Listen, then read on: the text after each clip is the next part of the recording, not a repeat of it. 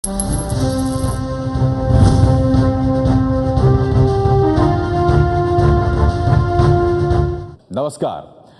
कल आ रहा है देश का रेल बजट। रेल बजट से पहले एबीपी न्यूज ने भारतीय रेल की नाक कही जाने वाली राजधानी एक्सप्रेस की भी पड़ताल की। देश की सबसे वीआईपी ट्रेन माने जाने वाली राजधानी एक्सप्रेस से एबीपी न्यूज संवाददाता प्रकाश कुमार ने पटना से दिल्ली तक का सफर तय किया। ट्रेन से प्रकाश सरकार के लिए लाए हैं मुसाफिरों की शिकायतें और सुझाव।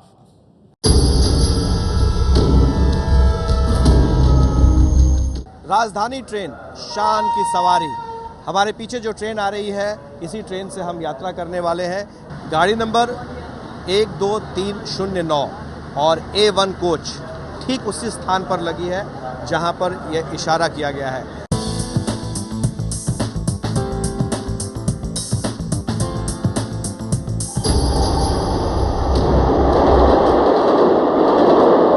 क्या आज क्या क्या तैयारी है? आज साउंड नहीं आ रहा है, कुछ आवाज़ नहीं आ रही है, कोई गीत नहीं है।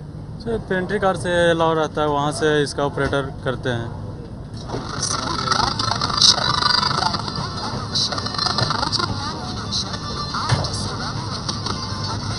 ये आवाज़ बिल्कुल क्लियर नहीं है। यस, क्लियर आवाज़ नहीं है सर। खराबी है इसमें जी।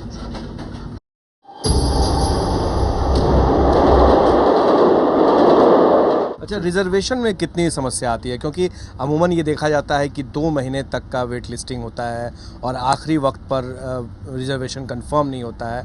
कई लोगों को कैंसिल कराना पड़ता है। तत्काल टिकट भी इसके लिए जारी किया जा रहा है। लेकिन क्या आपको लगता है कि यात्री जो हैं इससे संतुष्ट है? दलालों की चांदी होती है ऐसे ट्रेनों। हाँ, उस समय रेट बढ़ जाता है, पब्लिक को मुसीबत आ जाती है। पब्लिक को मुसीबत आ जाती है। जो 500, 700, 1000 रुपये में बनवाती थी टिकट, उसका रेट बढ़ जाता है। माने सॉल्यूशन नहीं देते हैं रेलवे अधिकारी। बात सही इन्होंने कहा कि कंफर्मेशन को लेकर के काफ़ी दिक्कत आती है। इसके लिए कई व्यवस्थाएं भी की गई और ख़ास तौर से जब छुट्टियों के दिन होते हैं, जब परिवार छुट्टी में एक साथ कहीं छुट्टी मनाने जाता है, तो उस वक्त में बहुत परेशानी होती है। बेड रोल के बारे में भी काफ़ी शिकायत हम भी देखते हैं। कभी कभी ऐसा लगता है कि यूज किया हुआ चादर हम लोग को दे दिया जाता है। 20 तारीख को मैं उधर से आ रहा था, यूज चादर बेड रोल्स दिया है और ये फिर उसी को, इस पर कोई एक्शन नहीं हुआ है। अभी हम कंप्लेंट बुक सेम चीज़ के लिए मांगे हैं, वो रिपीट करता है। इसमें किसके थ्रू कैसे हो रहा है, ये तो रेलवे का काम है।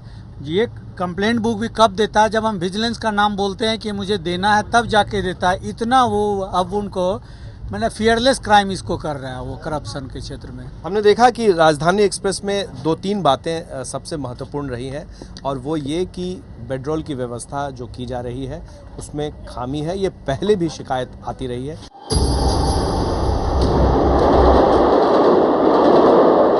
वक्त अब खाने का हो चला है, तो जाहिर है लोगों ने अपना खाना परोस लिया है सामने में। और खाने में जो हमेशा अक्सर शिकायत मिलती रही है कि वो पनीर की सब्ज़ी सालों भर चलते रहता है। तो पनीर की सब्ज़ी है, एक दाल है, एक चावल है जिसमें 2-4 मटर दिख रहा है और एक दही है।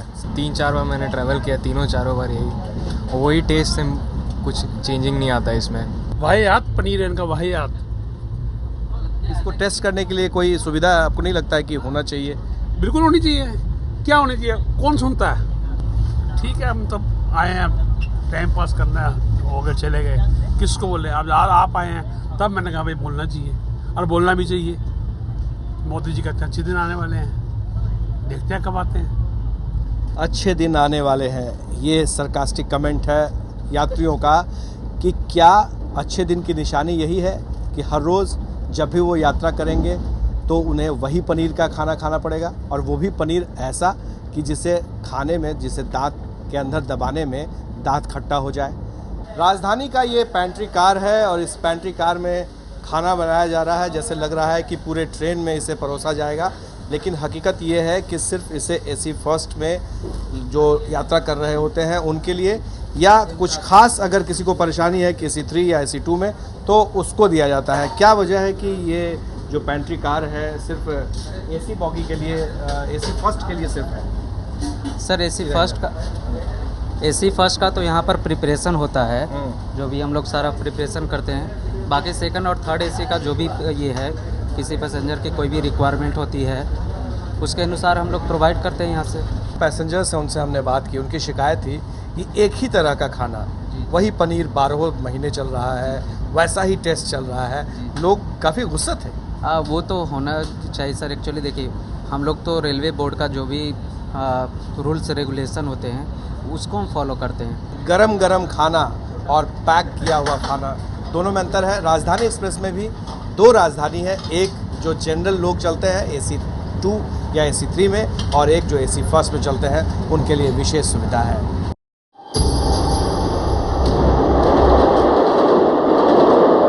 आपकी यात्रा मंगलमय हो, आप सुरक्षित रहें, सबसे ज़्यादा जोर राजधानी एक्सप्रेस में रहता है। तकनीकी तौर पर इसे बहुत ही मजबूत बनाने की हर संभव कोशिश की गई है। इस ट्रेन में आपने देखा होगा जर्क भी है। हमने कुछ, मैं एस्कॉर्ट्स में काम करता हूँ, जम्मू राजधानी सियालदा दुरंतो हमने फिट की है, तो उनमें आप देख सकते हैं जर्क फ्री है, वो टोटल जर्क फ्री है। ये काफ़ी ज़्यादा लगता है जैसे हाँ, ये लेटरल जर्क, लॉन्गिट्यूडनल जर्क, ये लेटरल जर्क तो ये तो इतना नहीं है, इतना कष्ट इससे नहीं होता। लॉन्गिट्यूडनल जर्क जैसे आदमी सोता है, लगता है कहीं गाड़ी टकरा गई रात में, जैसे लॉन्गिट्यूडनल जर्क है ना जो स्पीड के साथ, वो वाला टेक केयर कर रहे हैं हम लोग। हाई स्पीड ट्रेन के लिए यूरोप में एनर्जी एब्जॉर्प्शन ज़्यादा होता है, 100 किलो जूल, 125 किलो जूल, यहाँ हम 45 किलो जूल में अभी लटके हुए हैं, इसलिए स्पीड बढ़ाने के साथ हमें इसे और स्ट्रॉन्ग करना पड़ेगा। सेफ्टी यानी ट्रेन के अंदर और ट्रेन के बाहर दोनों में ही और भी सुधार करने की ज़रूरत है। तमाम यात्री हैं जो अपनी अपनी बातें रख रहे हैं ताकि रेलवे इस पर सुनवाई कर सके, इसे शिकायत न समझे बल्कि सुझाव समझे।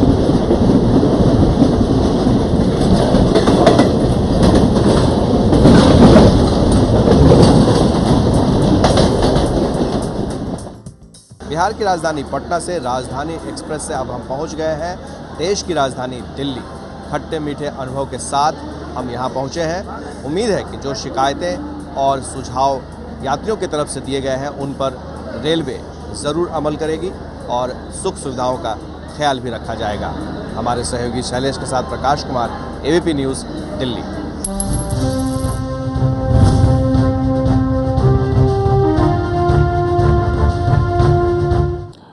और अब बात शताब्दी ट्रेनों की। पूरी तरह से एयर कंडीशन और छोटी दूरी के सफर का वक्त घटाने वाली पहली शताब्दी 1988 में चली। ये ट्रेन दुनिया भर की रेल सेवाओं के मुकाबले भारतीय रेल की तैयारियों का पहला चेहरा भी बनी। ABP न्यूज संवाददाता उमेश पाठक ने हर रोज लखनऊ से दिल्ली के बीच चलने वाली स्वर्ण शताब्दी से सफर किया और जानने की कोशिश की कि क्या है शताब्दी से चलने वाले लोगों का रेल मंत्री के नाम संदेशा।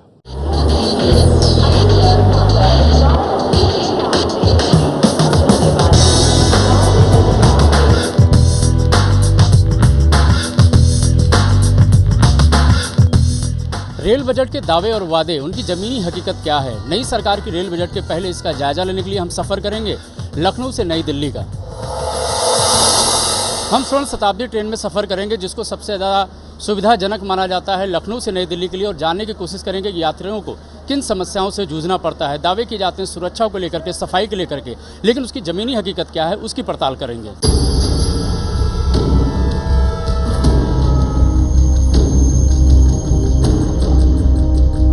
हर बार जब रेल बजट आता है तो तमाम तरह के वादे किए जाते हैं और रेल विभाग की तरफ से तमाम तरफ से वादे भी किए जाते हैं, लेकिन उन वादों की क्या हकीकत है इसका जायजा लेने के लिए हम इस समय मौजूद है ट्रेन के अंदर। स्वर्ण शताब्दी ट्रेन है। फेयर तो 65 रुपीज़, जैसे फ्रॉम गाजियाबाद टू कानपुर अभी इन्होंने इंक्रीज किया है 65 रुपीज़, और from Lucknow to Ghaziabad 85 rupees पर कैंडिडेट।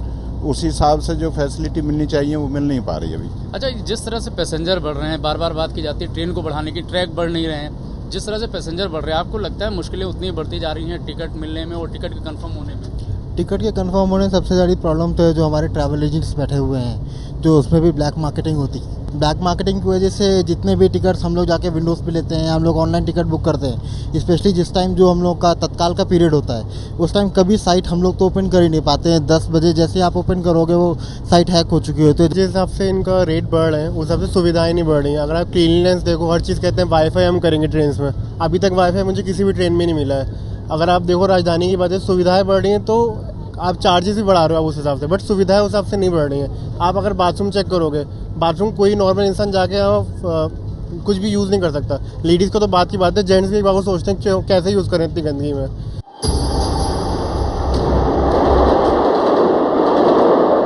स्वर्ण शताब्दी ट्रेन है, सबसे सुरक्षित ट्रेन इसको माना जाता है। लखनऊ से दिल्ली के लिए सुविधाजनक माना जाता है। बावजूद इसकी सुविधाएं कहीं दूर है और लोगों को सुरक्षा का भी खतरा रहता है। उनका साफ कहना है कि फेयर जिस तरह से बढ़ाए जाते हैं उस तरह से सुविधाएं अभी तक नहीं बढ़ पाई हैं। आपको लगता है कि महिलाओं के लिए सुरक्षित है ट्रेन?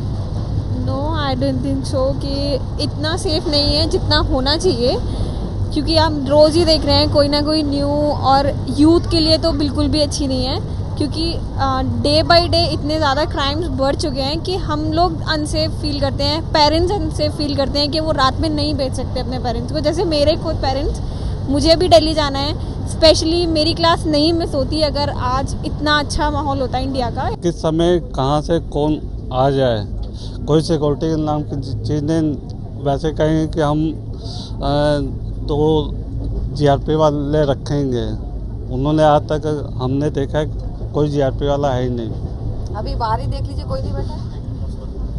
अभी सामने, अभी बगल में ही देखिए, अभी कोई भी नहीं है।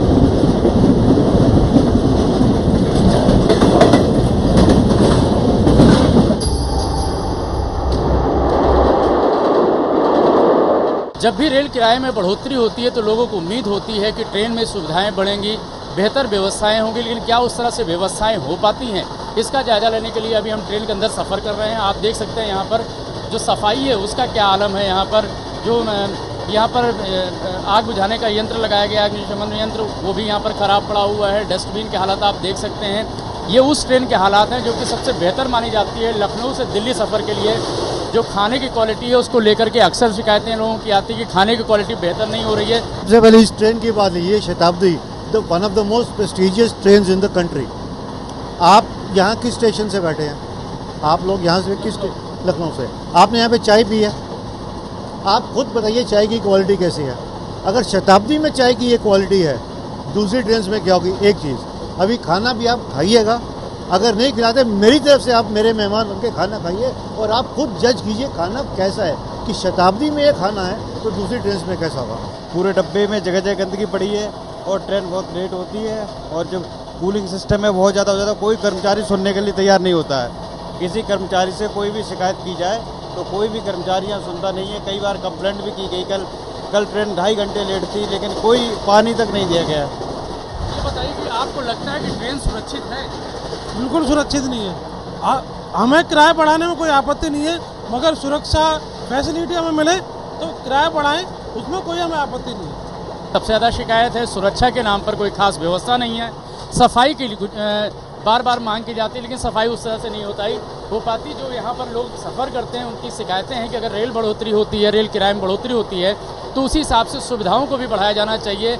नरेंद्र मोदी सरकार जिसने दावा किया था कि अच्छे दिन आएंगे, लेकिन पहले 1 महीने में उन्होंने जिस तरह से किराया बढ़ाया उससे लोगों को मायूसी ज़रूर है, लेकिन उम्मीद है कि नई सरकार का जो रेल बजट होगा उसमें लोगों को सुविधाएँ मिलेंगी।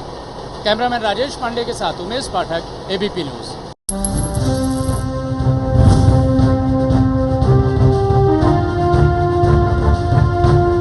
ABP न्यूज ने सफर किया दिल्ली से इंदौर के बीच चलने वाली इंटरसिटी एक्सप्रेस ट्रेन की, जो वक्त की पाबंद तो है लेकिन खामियां भी ढेरों हैं।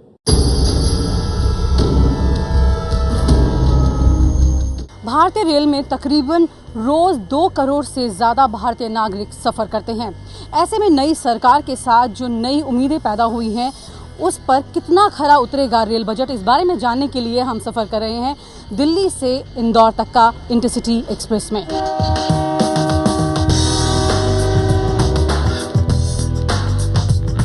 ज़्यादातर लोग जो हैं वो थोड़ा बहुत जो किराया बढ़ता है उसे एडजस्ट कर लेते हैं अपनी पॉकेट में, लेकिन उसके बदले में उन्हें सुविधाएं चाहिए। नहीं, हम ये चाह रहे हैं कि जो इंक्रीज़ किया है इससे जो है मतलब रोलिंग स्टॉक वगैरह का स्ट्रेंथनिंग हो, पटरियाँ जो हैं जो पुरानी हो गई हैं उनका भी चेंज किया जाए। इससे रेल सुविधाएं और बढ़ाएं ताकि जैसे बच्चों की गर्मियों की छुट्टियां होती हैं तो पेरेंट्स को काफ़ी मशक्क़त करनी पड़ती है टिकट्स वगैरह लेने के लिए। तो ट्रेन्स बढ़ाएंगे तो ऑब्वियसली टिकट्स भी हम लोगों को ईजिली अवेलेबल होंगे। जब नारा लगाया था कि अच्छे दिन आने वाले, तब उन्होंने सोचा था कि हमारे देश की कंडीशन क्या है। जाहिर सी बात है, जैसा इन्होंने कहा कि अच्छे दिन आने वाले हैं, जब ये स्लोगन दिया गया उस वक्त में क्या सरकार ने ये नहीं सोचा था कि अच्छे दिन आखिर किस तरह से लेकर के आएगी।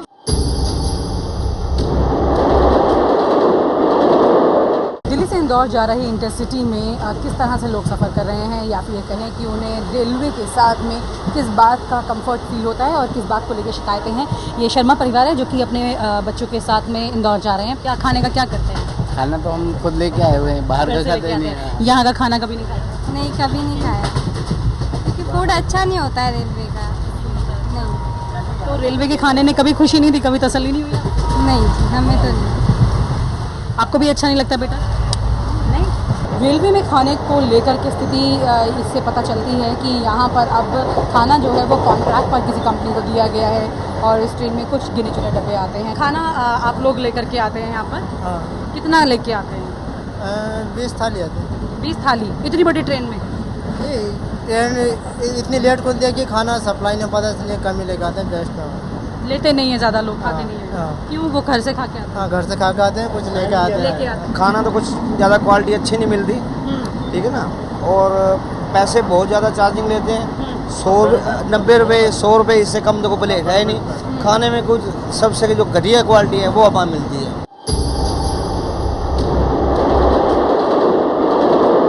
सुविधाओं के नाम पर चीज़ें नजर नहीं आ रही है। ऐसे में सबसे बड़ी बात होती है कि साफ़ सफाई को लेकर के अगर बात की जाए तो वो रेलवे का हमेशा से एक बहुत बड़ा विषय रहा है कि यहाँ पर साफ़ सफाई को लेकर के काफ़ी ज़्यादा दिक्कत होती है और इसी सब के चलते हुए लोगों को इसको लेकर के दिक्कत रही है। खासतौर से अगर टॉयलेट की बात की जाए तो थोड़ी सी साफ़ सफाई मिलती है, लेकिन सबसे ज़्यादा दिक्कत की बात इसलिए नज़र आती है कि टॉयलेट के बाद में इतनी ज़्यादा बदबू है कि मैं तो यहाँ पर सांस नहीं ले सकती हूँ। ट्रेन में सफाई कर्मचारियों की ड्यूटी होती है कि वो साफ़ सफाई करें, लेकिन इस वक्त लगभग सभी कर्मचारी जो हैं वो यहाँ पर इस वक्त सो रहे हैं, आराम कर रहे हैं। ऐसे में इनसे पूछते हैं, ये बताइए कितने से कितने बजे तक की ड्यूटी होती है हमारी?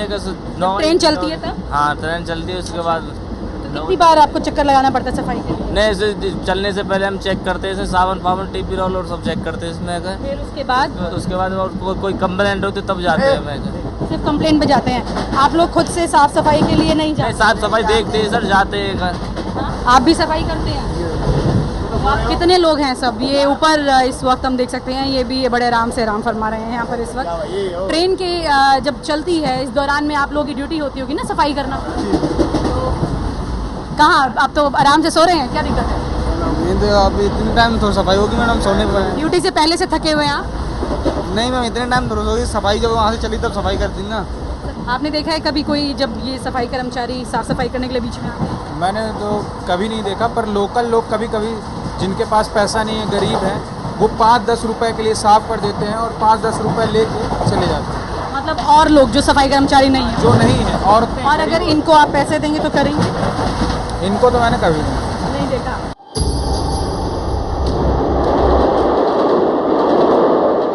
भारतीय रेल में कुछ ऐसे दृश्य जो कि बिल्कुल आम तौर पर देखे जा सकते हैं, वो यही होता है कि लोगों को जब टिकट की व्यवस्था नहीं होती है तो कहीं ना कहीं से किस तरह से मैनेज करके वो इस तरह से सफ़र करने पर मजबूर होते हैं।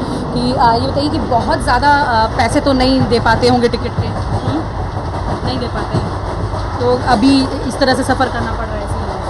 मजबूरी है क्या? मजबूरी है था। मजबूरी है। जब इस तरह से लोगों को देखते हैं सफ़र करते हुए गाड़ी में तो क्या लगता है? ऑब्वियस है कि सिक्योरिटी सिस्टम जो हमारा देश का जो रेल गार्ड्स वगैरह है उनको इस पे ज़रूर ध्यान देनी चाहिए। भारतीय रेल में सुरक्षा को लेकर के भी एक बड़ा सवाल है, निशान है। ऐसे में इस बात का ध्यान रखा जाता है कि हर गाड़ी में कितने सुरक्षाकर्मी हैं जो मौजूद होते हैं। ये बताइए कि आप यहाँ पर अपनी ड्यूटी पर तैनात हैं, आपके साथ और कितने कुल साथी हैं यहाँ पर? 2 लोग हैं। पूरी ट्रेन में? पूरी ट्रेन 2 लोग हैं। पूरी ट्रेन में 2 लोग हैं आप? 2 लोग। तो आप लोग? हाँ, दिल्ली टू मथुरा तक। दिल्ली से मथुरा तक के लिए, और उसके बाद? इसके बाद फिर RPF लगती है, मथुरा जाती है, फिर कोटा तक। तो मथुरा तक के लिए सिर्फ आप 2 लोग हैं, तो कोई समस्या होगी तो दोनों निपट लेंगे? हाँ, निपट लेंगे, फिर संबंधित थाने को फोन से सूचित कर देंगे और क्या अधिकारियों को कर देंगे, सूचित ये होता है। अच्छा, छोटी मोटी समस्या देख लेंगे, लेकिन बड़ी समस्या होने पर इनका जो काम है, क्योंकि ये निपट नहीं सकते हैं, पूरी फोर्स उसके साथ यहाँ पर इस तरह के ज़्यादा लोग नहीं हैं जो निपट सके।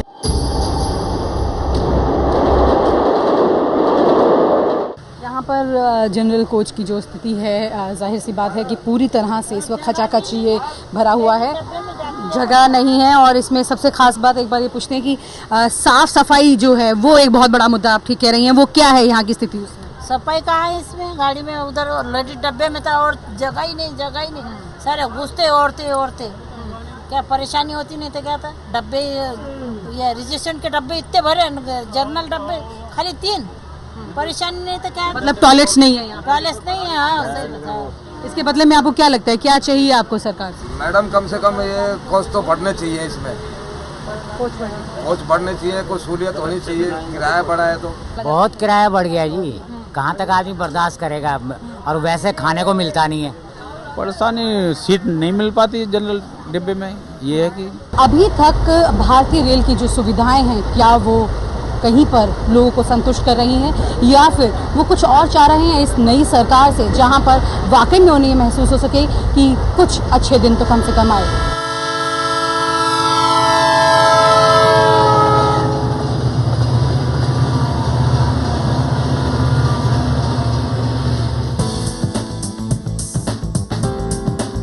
दिल्ली से इंदौर का हमारा सफ़र पूरा हुआ और इसी सफ़र के दौरान हमें पता चला कि किस तरह से लोगों की उम्मीदें अभी भी रेल व्यवस्था को लेकर के कहीं ना कहीं पर पूरी तरह से नाखुश नज़र आती हैं। देखना ये होगा कि जितनी उम्मीदें अभी लगाकर बैठे हैं इसे नई सरकार पूरा कर पाती है या नहीं। कैमरामैन रंजीत कुमार के साथ सुनीता यादव, एबीपी न्यूज़, इंदौर।